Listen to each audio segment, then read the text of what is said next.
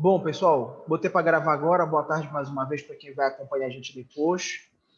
Agora, no bate-papo de vocês, já estão as NRs que vão cair na prova de vocês. Vão ser a NR 1, 2, 3, 4, 5, 6, 7, 9, 17 e 32, tá? Então, na nossa última aula, nós vimos, né, a NR de 1 a 7, e hoje nós vamos finalizar a revisão falando da NR 9, 17 e 32, tá? Então, faltam pouquíssimas NRs para a gente ver, e ao final das NRs eu vou dar aquela geral da prova de vocês, tá? E aí vocês não precisam se preocupar, tá? Você já sabe o perfil de prova que eu cobro, tá? Vou abrir aqui os slides e a gente vai direto para a NR9, tá bom? Se alguém tiver alguma dúvida, quiser te perguntar algo do tipo, fique à vontade, tá ok?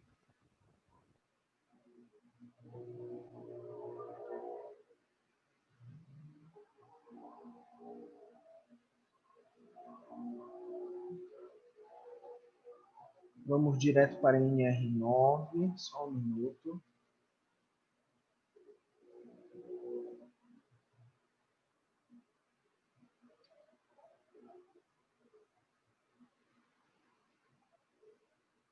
Gente, vocês estão conseguindo ver o slide normal?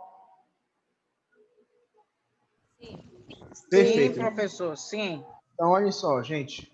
Nossa próxima NR de prova, NR9, Programa de Prevenção de Riscos Ambientais, que a gente chama de PPRA. O PPRA, gente, ele é uma espécie de documento também que avalia nada mais, nada menos do que todos os riscos que nós temos no ambiente. Já falei isso uma vez para vocês, mas nós vamos retomar essa informação. Quando a gente fala em risco ambiental, nós temos que quebrar da nossa cabeça aquele conceito ainda de natureza, floresta. Risco ambiental não é isso. Risco ambiental é todo o risco presente no meio ambiente onde o indivíduo está inserido. A grande maioria dos profissionais que lidam com PPRA são engenheiros de segurança do trabalho. Porém, o entendimento sobre esse documento e sobre a identificação desses agravos é de grande importância para a enfermagem, porque o profissional que trabalha com a enfermagem no trabalho ainda lida diretamente com esses conceitos, tá? Bom, olhem só, o que é esse PPRA, né? Todos os empregadores são obrigados a elaborar. Pô, professor, como assim? Todo o trabalhador ele tem que sentar e criar o PPRA? Não necessariamente dessa forma, tá? Quando nós falamos que todos os empregadores eles são obrigados a elaborar, significa dizer que a NR9, que estabelece PPRA, ele necessita que todos os empregadores possam falar, possam, né, articular as ideias com o seu gestor ou com o seu empregador. Então, não necessariamente eles vão sentar e criar o PPRA. Eles precisam, porque ninguém mais do que o trabalhador, ele sabe sobre o seu ambiente de trabalho. Então, por exemplo, é muito difícil alguém lá da São Pedro, que trabalha lá no financeiro da São Pedro, saber o que é que eu passo, quais são os riscos que eu tenho em sala de aula. Então, cada empregador precisa citar os riscos que sofre, tá? Ou as coisas que incomodam no ambiente de trabalho. Outro, prever os riscos existentes e propõe medidas saneadoras, né? Quando a gente fala em saneadoras, a palavra que vem na nossa cabeça é o quê? Limpeza, né? E, gente, é isso que nós queremos. Então, por exemplo, se eu encontro um ambiente de trabalho onde, por exemplo, eu tenho falta de iluminação adequada, desnível no solo, que pode provocar queda, né? Infiltração nas paredes, né? Isso daí não é um local muito, né, bom, né? Por quê? Porque ele pode oferecer um risco bem importante. Como é que eu vou fazer, né, esse saneamento, né, essa medida saneadora para ajudar na prevenção, é, por exemplo, dessas condições, né? Vou lá, vou ajeitar o nível do solo, perfeito, né? Vou instituir, por exemplo, uma nova iluminação na sala. Ótimo. Isso nada mais, nada menos é do que o quê? A mudança, né, dos riscos presentes no ambiente de trabalho. Ou seja, o PPRA, ele propõe as medidas mais básicas, mais essenciais de mudança no ambiente de trabalho, tá? Ele estabelece diretrizes e parâmetros mínimos para o PPRA, que são as partes organizacionais, né? Por exemplo, planejamento anual de metas, as prioridades e cronogramas. Como assim? Vamos dar um exemplo. Eu trabalho na construção civil, né? Eu tenho mais de 1.000 operários que trabalham na minha empresa. Então, o que é que eu quero? Eu quero, em 2 anos, fazer 3 cursos de urgência e emergência entre todos os meus trabalhadores. Sabe por que eu quero fazer 3 cursos? Porque eu não tenho, gente, como agora pegar todos esses 1.000 trabalhadores e botar para fazer curso. Por quê? Quem é que vai continuar as obras? Que lugar onde eu vou enfiar 1.000 trabalhadores, né? Porque os cursos, mesmo efetivos de urgência e emergência, eles demoram às vezes uma semana, né? 5 dias. Então, o que é que eu vou fazer? Início do ano agora, vou trabalhar com 250 trabalhadores, né? No meio do ano, 250 trabalhadores. No início do outro ano, 250 e no meio do ano, mais 250. Ou seja, nós precisamos, além de organizar esse cronograma, ter uma capacidade de avaliar como isso vai influenciar meu ambiente de trabalho. Não tem como eu pegar todo mundo e botar para fazer curso junto, né? Outra coisa importante, como está escrito aí, perto do cronograma, são as prioridades, né? O que é importante hoje falar sobre prioridade? Se a gente for olhar diversos, por exemplo, diversos ambientes de trabalho, nós vamos pontuar necessidades diferentes. Por exemplo, se eu for para uma UTI agora, por exemplo, lá do hangar, a UTI do Barros Barreto, entre outras, o que a gente vai perceber? Nós vamos perceber profissionais provavelmente ansiosos, né? Que estão tendo dificuldade de manter sono em repouso, que podem estar com alimentação alterada, né? Tudo isso, gente, pode ser reflexo do ambiente de trabalho. Imaginem vocês que nunca pegaram Covid, a família de vocês nunca teve Covid, e vocês precisam estar na frente de batalha, lidando com o local mais perigoso, talvez que tenha, que é a UTI. Claro, isso vai te impactar. Será que esse profissional ele tem os mesmos riscos do que um professor universitário? Claro que não. O professor universitário também tem medo da Covid? Tem. Mas aí nós temos situações diferentes, né? Então, quando a gente fala em prioridade, é tentar observar e, como a gente falou lá em cima, ter a presença dos empregados, né, a poder entender um pouco mais, né, para poder entender o que são as limitações daquele ambiente, tá? Bom, estratégia e metodologia de ação, forma de registro, manutenção e divulgação de dados e a periodicidade e forma de avaliação do PPRA. PPRA, gente, quando a gente tem esse documento feito, que a gente consegue identificar todos os riscos que nós temos no ambiente de trabalho, é importante a gente dizer que nem sempre esse PPRA daqui a 1 ano vai ter validade, né? Daqui a 6 meses ele já pode ser um pouco frágil. Por quê? Porque as empresas elas têm uma tendência de ou modificarem a sua forma produtiva ou eles crescem a empresa atingindo novos ramos, né? Então, por exemplo, professor, eu vou comprar uma empresa que processa água, né? Então, eu vou trabalhar com água engarrafada. Perfeito, estou lá engarrafando água, tenho os meus discos da minha empresa. Professor, mas eu tive uma ideia. A partir de agora, eu vou pegar um pedaço da empresa e vou fazer uma fábrica de cerveja. Nós já temos um avanço da empresa que já tem um novo método produtivo. Então, aquele PPRA antigo, ele talvez não seja mais válido. Então, a gente precisa atualizá-lo constantemente, tá? Bom, gente, o PPRA, ele serve para quê?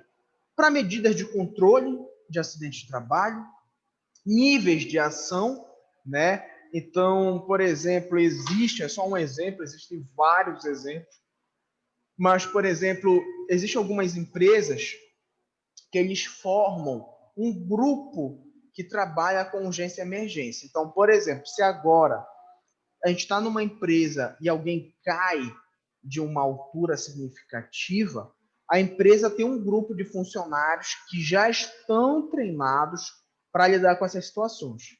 Muitas vezes é um grupo de 5 a 10 pessoas, uma já tem a função de ligar, outra já tem a função de pegar a prancha, outra já tem a função de avaliar sinais vitais, ou seja, já é um grupo de funcionários, né, treinados para agir em situações como essas, tá? Monitoramento nada mais é do que avaliar o número de profissionais afastados ou não e o número de acidentes de trabalho ou não, tá?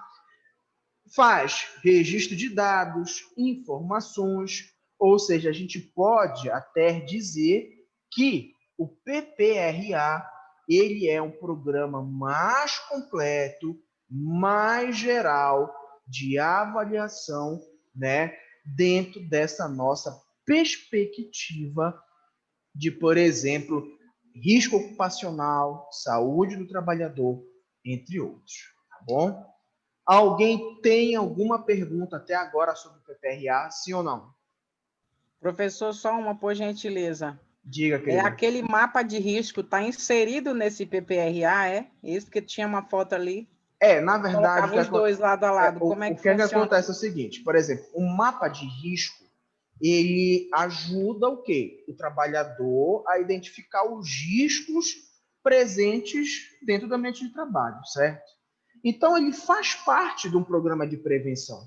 O PPRA, ele é o conjunto de ações e informações, é o programa completo que ajuda, né, na prevenção. Então, o mapa de riscos, ele pode sim fazer parte do PPRA, ele faz parte.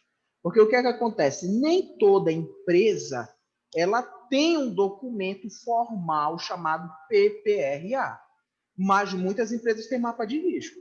Então, por exemplo, eu não preciso ter PPRA para ter mapa de risco. Mas se eu tenho PPRA, com toda certeza eu vou ter um mapa de risco. Quem elabora o mapa de risco já é a nossa CIPA, tá bom? Ok, professor, obrigado. Nada, querida. Gente, vamos agora, deixa eu até ver aqui, eu até me esqueci qual é a próxima. NR17. Vamos lá.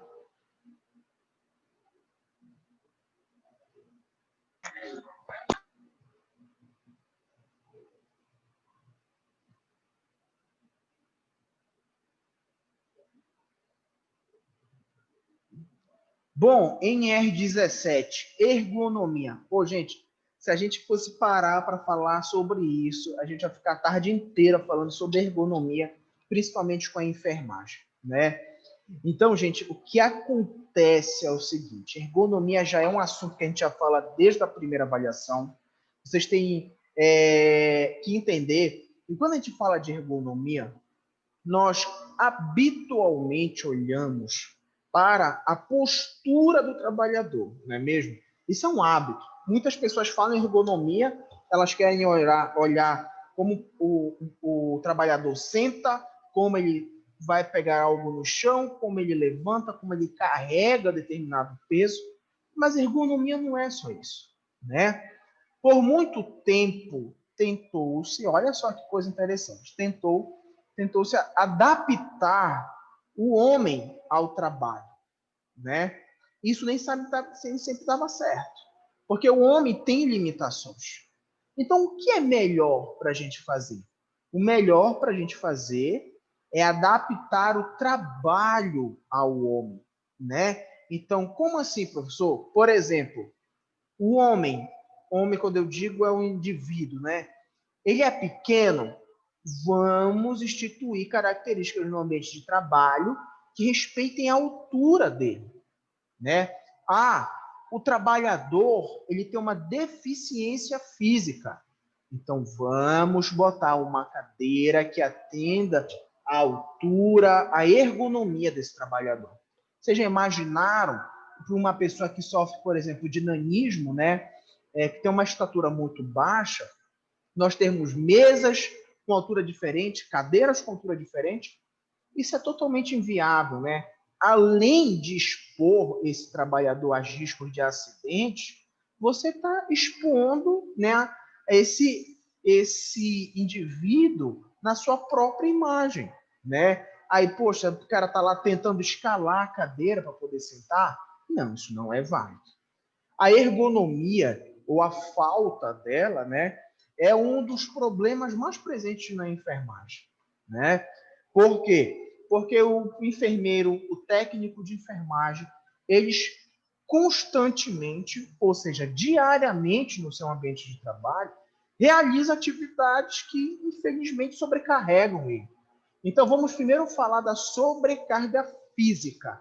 Por exemplo, será que todo local de trabalho respeita o número de pacientes para o número de profissionais? Não. Com certeza Né? não. Pois é. Então, às vezes, a gente ouve o quê por aí? Ah, não, porque lá naquele hospital, dia de sábado, fica uma enfermeira para 2 andares do hospital. Isso não pode acontecer. Aí eu te pergunto o seguinte, como é que essa enfermeira fica o dia inteiro? Ela fica subindo escada, descendo escada toda hora? Ela tem que ficar nessa correria o dia todo? Né? Será que quando você vai movimentar um paciente no leito, será que o profissional respeita todas as manobras para fazer isso? Ou ele sobrecarrega a coluna, por exemplo?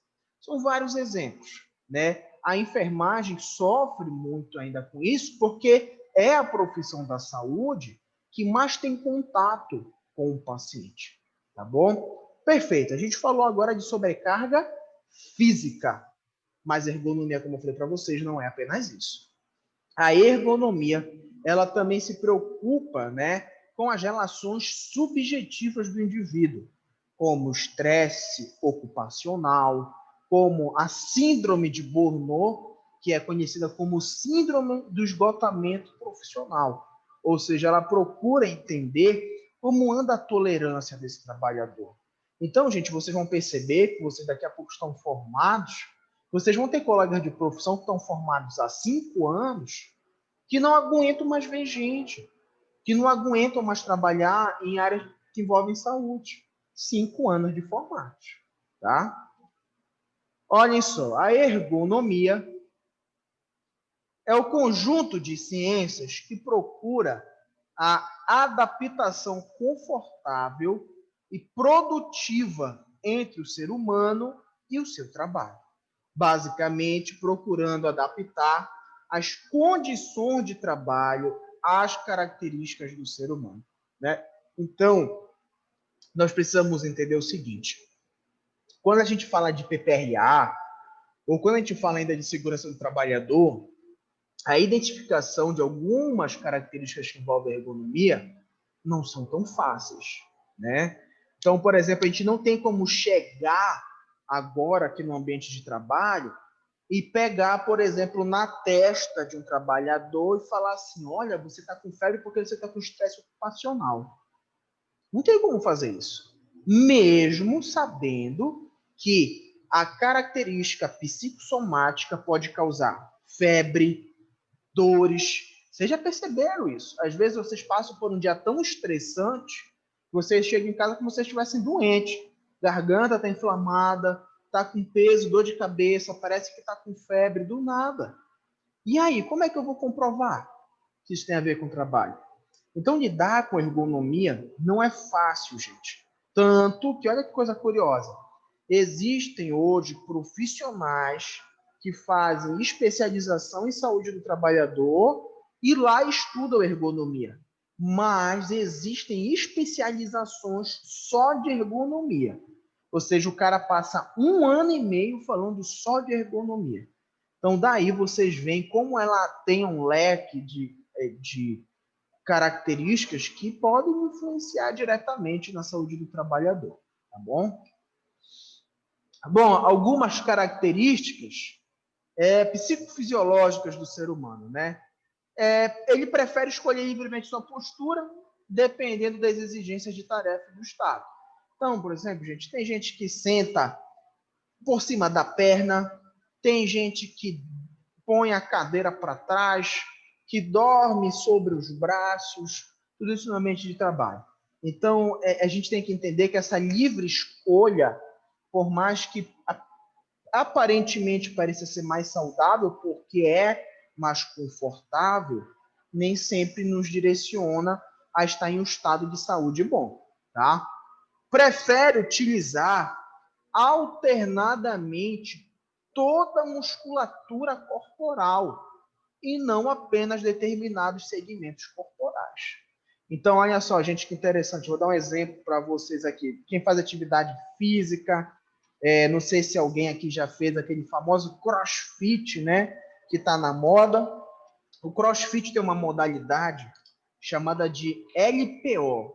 O LPO é o levantamento de peso olímpico, né? Acho que vocês já viram nas Olimpíadas aqueles caras que levantam uma barra e levantam com um grande quantitativo de peso, né? O levantamento de peso olímpico, ele estimula, ele treina o teu corpo a levantar todo aquele peso usando simplesmente as forças das pernas e fazendo um movimento com os braços para ajudar.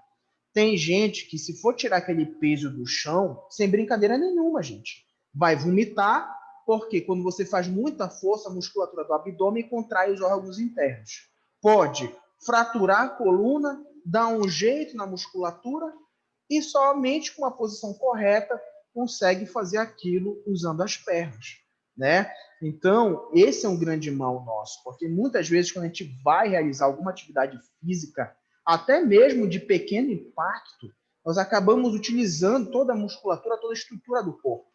Tem gente que põe o pescoço contra, né, a cabeça contra o pescoço para fazer força, e tudo isso, logicamente, interfere dentro da nossa perspectiva de saúde, tá?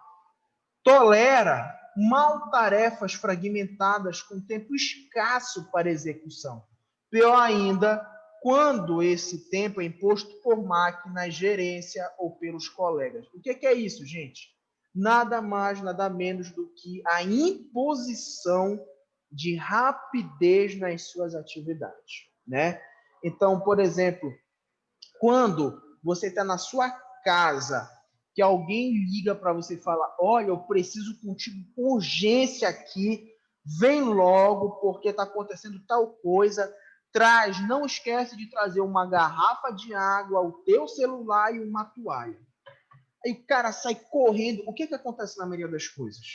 Numa situação dessa, onde ele precisa agir, pensar rapidamente, alguma coisa se perde. Ou ele esqueceu a garrafa, ou ele esqueceu a toalha, ou ele esqueceu de se proteger. Então, essa ansiedade criada, essa rapidez dentro do trabalho que é exigida muitas vezes pela chefia, isso não é produtivo, né? Porque tem gente que enche a boca para falar assim, não, é porque a gente estimula o trabalhador a sempre melhorar a sua produtividade. Tudo bem, estimular é uma coisa. Agora, você exigir sem dar meios, né? Aí sim, aí é muito complicado, tá bom? Vamos continuar aqui. Olhem só. Algumas características ainda psicofisiológicas, né? É forçado a acelerar quando estimulado por dinheiro ou por outros meios, né? Não levando em conta os limites da resistência do seu corpo. Então, gente, isso daí é muito, muito peculiar, porque assim, vocês podem achar que não, mas o dinheiro, ele mexe muito com as pessoas, mexe muito conosco, né? Então, vocês estão aqui estudando, daqui a pouco estão indo para o 9º semestre. Vocês já pararam para pensar nisso? Vocês estão indo para o último ano de faculdade de vocês, né? Vocês estão Meu quase, Deus. pois é, quase concluindo o que vocês buscam tanto, e vocês vão trabalhar. E quando chegar no 10º semestre, vocês vão ficar assim um pouco, né, baratinados, porque vocês vão ter o TCC de vocês e vocês vão perguntar, cara, e agora quando eu me formar? Eu não tenho a Glória do meu lado para me ajudar, eu não tenho o Adilson do meu lado, eu vou fazer tudo sozinho. E isso causa um impacto muito grande, né? Então, às vezes, vocês vão perceber que vocês ficam até mais... Ai, meu Deus, se aparecer um emprego, será que eu vou aceitar? Não, eu não vou pegar um emprego muito difícil, né? Aí tem gente até que pensa que ir para atenção básica vai ser mais leve, não quero ir para o hospital. E aí chega alguém e fala assim para vocês, olha, fulano, a gente tem uma vaga para trabalhar ali em Moju, para trabalhar numa ambulância, R$ 5.000 por mês. Diga, tu fica cego a R$ 5.000. Muitas vezes, para o estudante que acabou de se formar, que nunca trabalhou, que vem de origem humilde, o cara fala R$ 5.000 é muito dinheiro. Tu nem pensa duas vezes, o medo foi embora, né? E aí começa, mas olha, também tem outra oportunidade, outra. E o cara vai pensando só em, quero agregar mais dinheiro, mais dinheiro, mais dinheiro. Aí no início, né, gente? Pô, o cara nunca trabalhou na vida, tudo é bonito, né? Por exemplo, primeiro semestre, olha, tu vai ter que virar plantão. Não, eu nasci para isso. Tem gente que coloca nas redes sociais, né? Nasci para isso. Aí tá jovem, tá iniciando, tá sem dormir, tá ganhando dinheiro, né? Tá comprando as coisas. Agora vai ver esse cara daqui a 2 anos, quando ele já comprou o celular dele, ele já tem o carro dele. Ou e agora? Será que ele está tão empolgado sem passar a noite sem dormir? Dormir é uma necessidade humana básica. E é uma necessidade que a gente gosta muito, né? Olhem só, sente-se bem quando solicitado a resolver problemas ligados à execução das tarefas. Logo, não pode ser encarado como uma mera máquina, mas sim como um ser que pensa e age. Gente, o ser humano, ele não pode ser visto apenas como um produto, como um formador de produto, né? O indivíduo ele tem suas necessidades, tem dia que ele não está legal para o trabalho, ele precisa ser respeitado dentro da sua peculiaridade. Então, por exemplo, assim, ó, o professor, gente, o professor não pode só vir para a sala de aula e dar aula, dar aula e dar aula. Ele não pode simplesmente chegar toda vez aqui e só fazer isso, né? Por exemplo, olha, dia dos professores, bora fazer um bolo para o professor Adilson. Olha, o professor Adilson é um bom professor, vou levar um pão para ele, entendeu? Então, eu Eu digo assim, sabia que tá falando, olha. e o pior não é esse, gente. O pior, sabe o que é? É quando tem aluno que ainda promete, mas não leva. É pior, que ele fica ainda mais enganado, entendeu? Mas continuando. Maca, deixa de ser mentiroso, olha. Ó, tem capacidades sensitivas e motoras que funcionam dentro de certos limites, que variam de um indivíduo a outro e ao longo do tempo para o mesmo indivíduo. Vamos dar um exemplo aqui muito peculiar. Eu esqueci o nome daquela nossa colega que faz aqueles bolos muito gostosos aí da sala de vocês, que fez até do meu aniversário do ano passado. A Neide, E professor. a Neide. E aí, imagina só a Neide, essa semana ela tem que fazer um bolo. Provavelmente a Neide vai se concentrar, vai fazer um bolo muito gostoso. Ah, mas olha, Neide, essa semana tem 2 bolos. Beleza, a Neide vai fazer esses 2 bolos, vai ser muito gostoso. Agora eu pergunto, gente, A Neide sozinha, se aparecer uma encomenda de 200 bolos para entregar domingo, essa mulher vai ficar doida. Sabe por quê? A gente vai voltar para aquele conceito anterior, porque ela vai pensar, meu Deus, 200 bolos, olha quanto eu vou ganhar em dinheiro. Eu vou fazer. Mas será que ela tem condições de fazer isso? Todo mundo sabe que não, mas ela fala o quê? Eu vou dar meu jeito. Nem que eu não durma, eu vou fazer esses bolos. E aí ela vai se exaurindo, ela está nervosa de não dar certo, ela precisa botar um no forno, bater a massa do outro, confeitar o outro, até que ela vai perder o quê, gente? Ela vai perder qualidade de serviço. O bolo dela talvez não saia mais tão gostoso como é, né? E aí isso é ruim, porque se ela baixa a produtividade dela, será que as pessoas que encomendaram vão querer encomendar de novo? Não. E aí o que é que acontece? Ao invés dela fazer 100 bolos e fazer um bom serviço e fidelizar o cliente dela, ela olhou maior, ela foi mais grande, tentou fazer 200 e não deu certo. E ela perdeu 200 clientes, né? Então isso é importante para a gente entender, gente, que todo mundo tem um limite.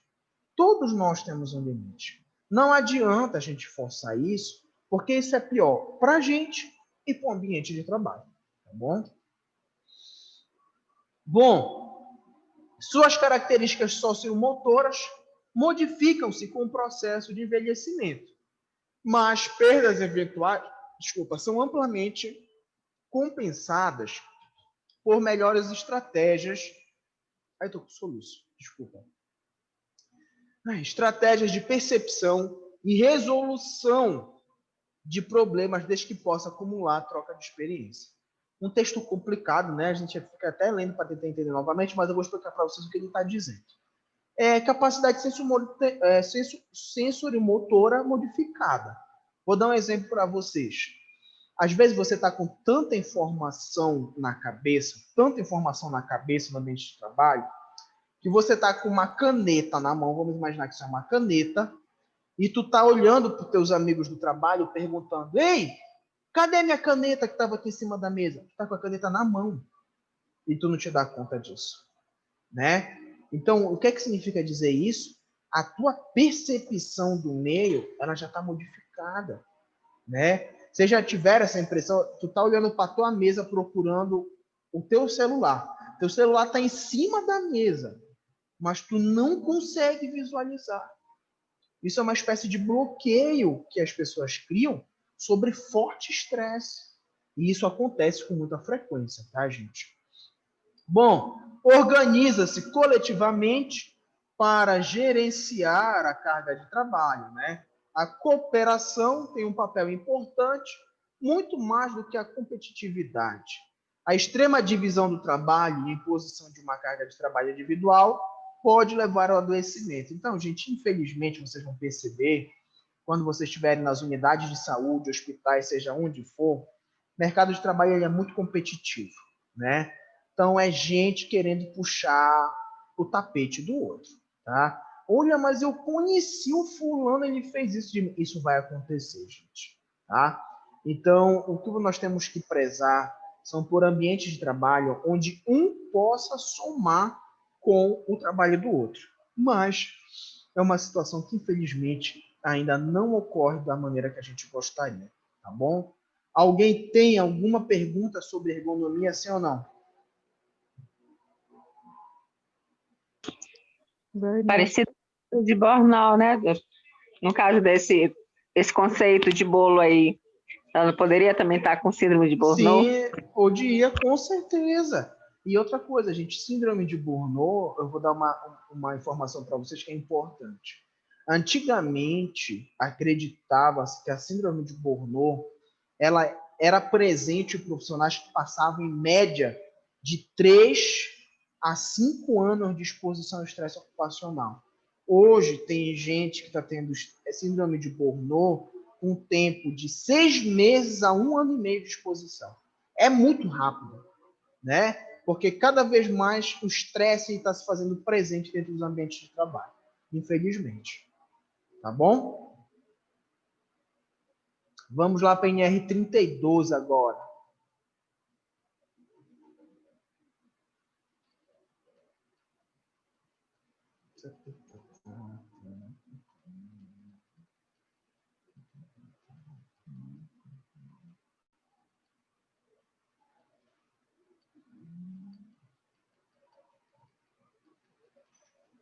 Professor, só uma pergunta. Tem uma especialização, né, em ergonomia? Sim, Se eu não me engano. Tem sim. A especialização em ergonomia ela é multiprofissional. Pode fazer arquiteto, engenheiro, médico, enfermeiro, fisioterapeuta, faz uma galera. Tá bom, Nissa Maria? Ok, queridizo. Ótimo. Então, gente, vamos para a nossa última NR, né, para a prova de vocês. É a NR 32. Fala sobre segurança e saúde no trabalho e serviço de saúde. Não tem como a gente não falar disso, né? Já que nós somos profissionais da saúde.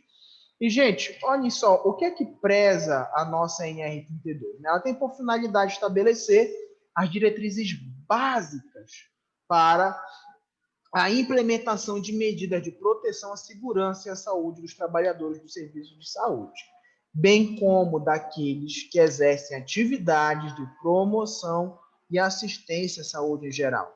Para fins de aplicação desta NR, entende-se por serviço de saúde qualquer edificação destinada à prestação de assistência à saúde da população e todas as ações de promoção, recuperação, assistência, pesquisa, ensino e saúde em qualquer nível de complexidade. Gente, quando a gente fala em NR32, nós estamos falando em tudo, basicamente tudo o que existe para a proteção dos profissionais da saúde.